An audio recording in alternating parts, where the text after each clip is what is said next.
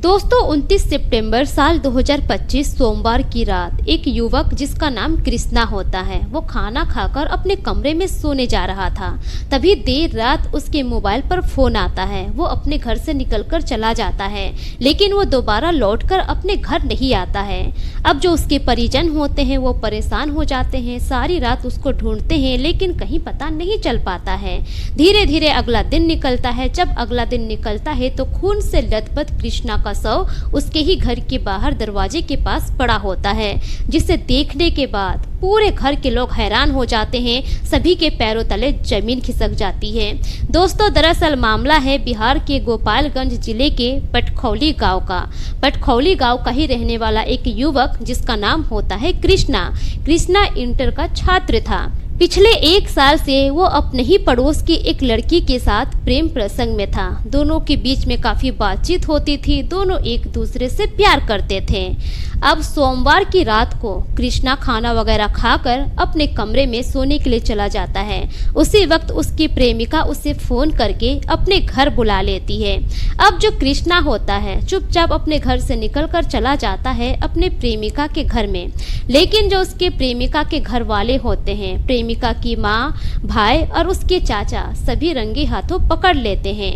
अब वहीं पर बुरी तरह से कृष्णा की पिटाई करते हैं। पिटाई करने के बाद चाकू घोंपकर उसकी वहीं पर हत्या कर देते हैं। लेकिन इधर जो कृष्णा के परिजन होते हैं अब वो लोग परेशान हो जाते हैं कि आखिर इतनी रात को ये लड़का कहाँ चला गया। परिजन बहुत ढूंढते हैं, बहुत ढूंढने की कोशिश करते हैं लेकिन कृष्णा का कहीं कोई अता पता नहीं चल पाता है।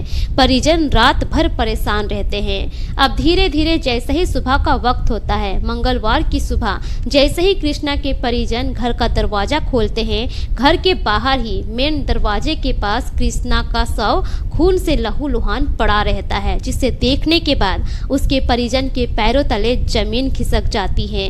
पूरे गांव में सनसनी फैल जाती है। गांव वाले आक्रोशित हो जाते हैं कि आखिर इस तरह की घटना को किसने अंजाम दिया।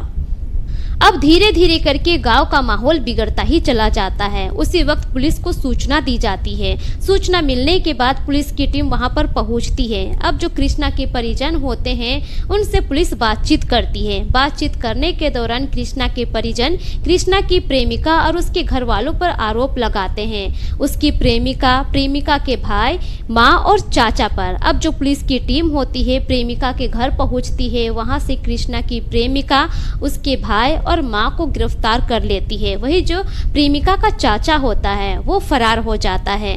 जैसे ही पुलिस उन लोगों को गिरफ्तार करके जेल ले जा रही होती है, उसी दौरान गांव के जितने भी लोग होते हैं पुलिस को घेर लेते हैं और उसके बाद आरोपी को पुलिस के हाथ से छीन लेते हैं और जमकर गांव वाले वहीं पर आरोपियों की पिटाई कर देते हैं।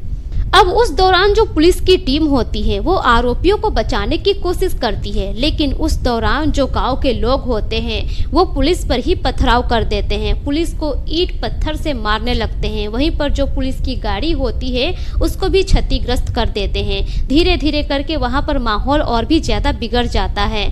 कई पुलिसकर्मी वहां पर घायल हो जाते हैं। अब हालात बिगड़ने के बाद कई थानों के पुलिस को वहां पर बुलाया जाता है। अब जैसे ही कई थानों के पुलिस वहां पर आती है पूरा इलाका छावनी में तब्दील हो जाता है। धीरे धीरे करके वहां का माहौल शांत होने लगता है। उसके बाद जिला अधिकारी और पुलिस अधीक्षक मौके पर वहां पर पहुंचते हैं, वहां के लोगों को काबू में करते हैं, समझाया जाता है, शांत किया जाता है, तब जाकर वहां का माहौल पूरी तरह से सामान्य होता है। वहीं जो पुलिस की टीम होती है वो वादा करती है कि इस मामले में जो भी आरोपी है और जितने भी आरोपी है उसके साथ सख्त से सख्त कार्रवाई की जाएगी। और वहीं जो प्रेमिका के चाचा जी अभी तक भागे हुए हैं उनको पकड़ने के लिए जगह जगह पर छापेमारी की जा रही है।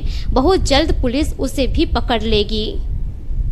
दोस्तों इसी तरह का और एक घटना 5 अगस्त 2025 को दरभंगा के डीएमसीएच कॉलेज में हुआ था। एक लड़की तनुप्रिया झा जिसने अपने घर वालों के खिलाफ जाकर प्रेम विवाह किया था। अब 5 अगस्त 2025 को जो तनुप्रिया के पिता थे प्रेम शंकर झा वो डीएमसीएच मेडिकल कॉलेज पहुंचते हैं। वहीं पर दिन दहाड़े मेन गेट के पास अपने ही दामाद को गोली मारकर मौत के घाट उतार देते हैं। दोस्तों, क्या प्रेम करना गुनाह है? क्या प्रेम विवाह करना गुनाह है? जो इस तरह के आए दिन खबरें हमें सुनने को मिलती रहती है। अपनी राय कमेंट सेक्शन में जरूर दीजिए और इस वीडियो को ज़्यादा से ज़्यादा शेयर कीजिए। मिलेंगे फिर एक नई वीडियो के साथ, तब तक के लिए शुक्रिया। जय हिंद।